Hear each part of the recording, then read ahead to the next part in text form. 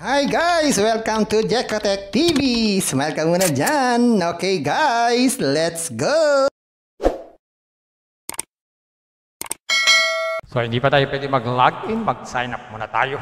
So maglagay tayo ng cellphone number, email address, password, tapos ulitin ng password, tapos maglagay ng nickname. Kahit anong nickname, pwede.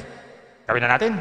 Yan, ganyan lang kasimple. Click natin tong sign up. Yan, after natin mag-sign up, pwede natin makuha tong 5 pesos na libre. Click natin itong accept, confirm. Yan, ito nga guys, after natin mag-sign up, meron tayong 5 pesos na libre. So, maliban dyan, wala na pong ibang libre. So, kailangan natin mag-invest. So, check natin yung mga investment na inaalok nila. Yan, kagaya nitong una, ang halaga ay 100 pesos. At kikita raw ito ng 660 sa loob ng 30 days. Susunod naman ay 500 pesos. Ito raw ay good for 30 days at kikita raw ito ng 3.6 daw. Ang susunod naman ay 1K na. Ito raw ay 30 days din at kikita raw ng 7.8. Magawin lang, click lang yan. Yan, mamili kung ilang piraso. So, click lang invest. Tapos pili tayo ng method. Pwedeng Philippine Wallet, QR code, or Maya. So, Philippine Wallet, ito yung GCash. Click natin Philippine Wallet. Payment. Yan, login tayo sa ating GCash. Click natin tong next. Yan, scan tong QR code, mag-transfer ng fund. Ayun, meron na tayong investment. Pwede na tayong mag-withdraw every day. So, check nga natin magkano ang minimum withdrawal dito. Yan, so sa withdrawal, mag-click lang tong mag-withdraw. So, ang minimum withdrawal dito ay 100 pesos at may bawas na 10%, maximum na ay 50K. So, bago mag-withdraw, ilagay lang dito ang ating mga GCash. Tapos, withdrawal amount. Meron na tayong 100 pesos. Ilagay dito account name, account number, tapos submit. So, hindi pa tayo pwede mag-withdraw dahil wala pa tayong 100 pesos. So, check na muna natin yung iba. So, dito sa my order, check natin yung ating mga investment at yung balance ng ating wallet at yung ating withdrawal. Pwede tayo magpalit-palit ng setting dito sa click ng itong setting. So, ayan. Ayun ang bahala. At meron din sila ditong customer service pala. Ayan, no? Yung araw na yan, Telegram. At pwede rin po WeChat. So, ayan, bahala na kayo. Ayun na ang magde-decide kung kayo ay papatol sa application na to o hindi. Pampaalala, ang ganitong mga application, minsan tumatagal, pero minsan sandaling-sandali lamang. Kagaya itong application na to, ang hula ko dito, tatagal ito mga 4 to 5 days. Pag sumobra dyan, swerte na tayo. Kaya maging maingat sa ating pag-i-invest. At kung wala kayong pag-invest,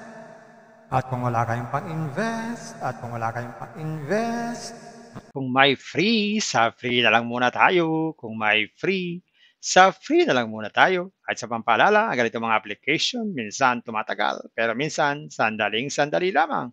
Kaya maging maingat sa ating pag-invest. Paring paalala, sabi po sa 1 Timothy chapter 6 verse 10, for the love of money is a root of all kinds of evils, is true this craving that some have wandered away from the faith and pierced themselves with many pangs. Totoo po ito. Ang pera naman ay hindi masama. Yan ang ginagamit natin sa pang-araw-araw natin buhay, pambili ng bigas, ulam, sapatos at iba pa.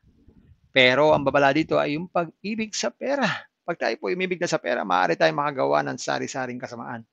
Yan po ang kinauugataan, yung ating pag-ibig sa pera. Kaya ito po ay isang babala. Dahil ang ating ibang mga kasama natin ay nawala na sa pananampalataya. Mas pinili nilang ibigin ang pera. Hindi na natin alam kung nasaan sila. Kaya pinag-iingat po tayo dito. Mag-iingat po tayo sa pag-ibig sa pera. Bye-bye. Ingat lang sa pag-invest. Bye. Hi guys! Welcome to Jekotech TV! Smile ka muna dyan! Okay guys, let's go! So hindi pa tayo pwede mag-login, mag-sign up muna tayo. So maglagay tayo ng cellphone number, email address, password, tapos ulitin ng password, tapos maglagay ng nickname. Kahit anong nickname, pwede. Gawin na natin. Yan, ganyan lang kasimple. Click natin tong sign up. Yan, after natin mag-sign up, pwede natin makuha tong 5 pesos na libre. Click natin tong accept, confirm. Yan, ito nga guys, after natin mag-sign up, meron tayong 5 pesos na libre. So, maliban dyan, wala na pong ibang libre. So, kailangan natin mag-invest. So, check natin yung mga investment na inaalok nila. Yan, kagaya nitong una, ang halaga ay 100 pesos. At kikita raw ito ng 660 sa loob ng 30 days. Susunod naman ay 500 pesos. Ito raw ay good for 30 days at kikita raw ito ng 3.6 daw. Ang susunod naman ay 1K na. Ito raw ay 30 days din at kikita raw ng 7.8. Ang gawin lang, click lang yan. Yan, mamili kung ilang piraso. So, click lang invest. Tapos pili tayo ng method. Pwedeng Philippine Wallet, QR code, or Maya. So, Philippine Wallet, ito yung GCash. Click natin Philippine Wallet. Payment. Yan, login tayo sa ating GCash. Click natin tong next. Yan, scan tong QR code. Mag-transfer ng fund. Ayun, meron na tayong investment. Pwede na tayong mag-withdraw every day. So, check nga natin magkano ang minimum withdrawal dito. Yan, so sa withdrawal, mag-click lang tong mag-withdraw. So, ang minimum withdrawal dito ay 100 pesos at may bawas na 10%, maximum na ay 50K. So, bago mag-withdraw, ilagay lang dito ang ating mga GCash. Tapos, withdrawal amount. Meron na tayong 100 pesos. Ilagay dito account name, account number, tapos submit. So, hindi pa tayo pwede mag-withdraw dahil wala pa tayong 100 pesos. So, check na muna natin yung iba. So, dito sa my order, check natin yung ating mga investment at yung balance ng ating wallet at yung ating withdrawal. Pwede tayo magpalit-palit ng setting dito sa click ng itong setting. So, ayan. Kayo nang bahala. At meron din sila ditong customer service pala. Ayan, no? Yung araw na yan, Telegram. At pwede rin po WeChat. So, ayan. Bahala na kayo. Kayo na mag-decide kung kayo ay papatol sa application na to o hindi. Pampaalala, ang ganitong mga application, minsan tumatagal, pero minsan sandaling-sandali lamang. Kagaya itong application na to, ang hula ko dito, tatagal ito mga 4 to 5 days. Pag sumobra dyan, swerte na tayo. Kaya maging mag-ingat sa ating pag-i-invest. At kung wala kayong pag-invest,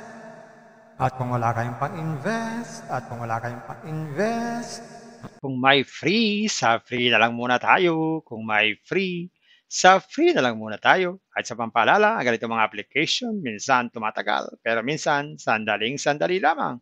Kaya maging maingat sa ating pag-invest. Paring paalala, sabi po sa 1 Timothy chapter 6 verse 10, for the love of money is a root of all kinds of evils. It is true this craving that some have wandered away from the faith and pierced themselves with many pangs. Totoo po ito.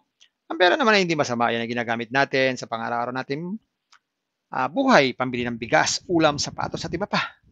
Pero ang babala dito ay yung pag-ibig sa pera. Pag tayo po umibig na sa pera, maaari tayong makagawa ng sari-saring kasamaan. Yan po ang kinauugataan, yung ating pag-ibig sa pera. Kaya ito po ay isang babala. Dahil ang ating ibang mga kasama natin ay nawala na sa pananampalataya. Mas pinili nilang ibigin ang pera. Hindi na natin alam kung nasaan sila. Kaya pinag-iingat po tayo dito. Mag-iingat po tayo sa pag-ibig sa pera. Bye-bye. Ingat lagi sa pag-invest. Bye. Hi guys! Welcome to Jekatech TV! Smile ka muna dyan! Okay guys, let's go! So, hindi pa tayo pwede mag-login, mag-sign up muna tayo. So, maglagay tayo ng cellphone number, email address, password, tapos ulitin ng password, tapos maglagay ng nickname. Kahit anong nickname, pwede. Gawin na natin. Yan, ganyan lang kasimple. Click natin tong sign up. Yan, after natin mag-sign up, pwede natin makuha tong 5 pesos na libre. Click natin itong accept, confirm. Yan, ito nga guys, after natin mag-sign up, meron tayong 5 pesos na libre. So, maliban dyan, wala na pong ibang libre. So, kailangan natin mag-invest. So, check natin yung mga investment na inaalok nila. Yan, kagaya nitong una, ang halaga ay 100 pesos. At kikita raw ito ng 660 sa loob ng 30 days. Susunod naman ay 500 pesos. Ito raw ay good for 30 days at kikita raw ito ng 3.6 daw. Ang susunod naman ay 1K na. Ito raw ay 30 days din at kikita raw ng 7.8. Ang gawin lang, click lang yan. Yan, mamili kung ilang piraso. So, click lang invest. Tapos pili tayo ng method.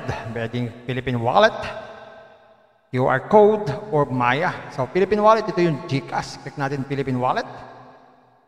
Payment.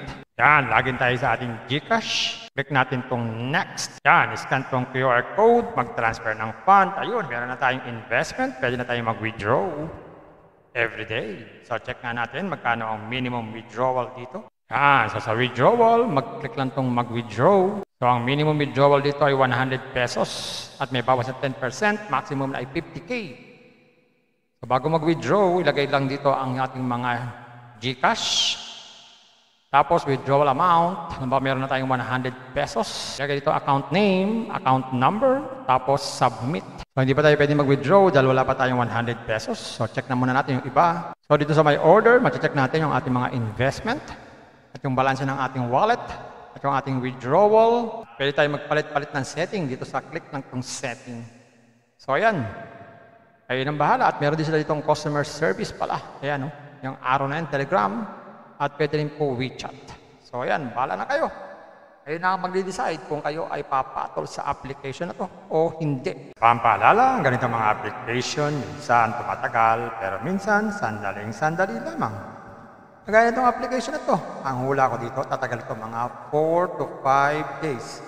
Pag sumobra dyan, swerte na tayo. Kaya maging maingat sa ating pag-i-invest. At kung wala kayong pag-invest,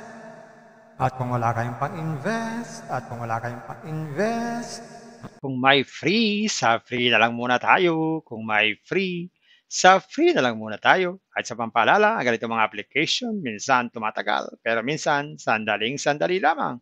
Kaya maging maingat sa ating pag-invest. Paring paalala, sabi po sa 1 Timothy chapter 6 verse 10, for the love of money is a root of all kinds of evils, is true this craving that some have wandered away from the faith and pierced themselves with many pangs. Totoo po ito. Ang pera naman ay hindi masama. Yan ang ginagamit natin sa pang-araw-araw natin buhay, pambili ng bigas, ulam, sapatos at iba pa. Pero ang babala dito ay yung pag-ibig sa pera. Pag tayo po umibig na sa pera, maaari tayong makagawa ng sari-saring kasamaan. Yan po ang kinauugataan, yung ating pag-ibig sa pera. Kaya ito po ay isang babala. Dahil ang ating ibang mga kasama natin ay nawala na sa pananampalataya. Mas pinili nilang ibigin ang pera. Hindi na natin alam kung nasaan sila. Kaya pinag-iingat po tayo dito. Mag-iingat po tayo sa pag-ibig sa pera. Bye-bye. Ingat lagi sa pag-invest. Bye. Hi guys! Welcome to Jekatech TV! Smile ka muna dyan! Okay guys, let's go!